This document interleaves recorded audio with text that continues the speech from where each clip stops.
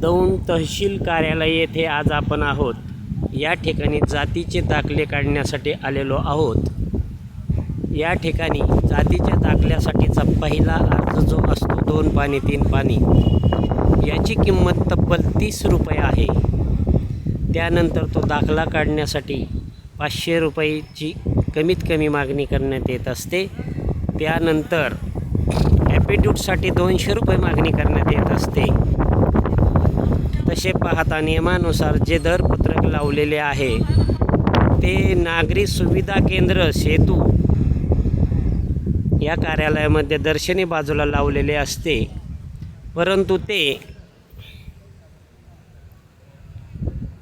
दरपत्रक हे नावापुरतेच आहे की काय असा प्रश्न पडतो आणि याचा अनुभव हा आज आला. तरी या तहसील कार्यालयामध्ये दौंड येथील अशी अवस्था ही आज पाहावयास मिळाली.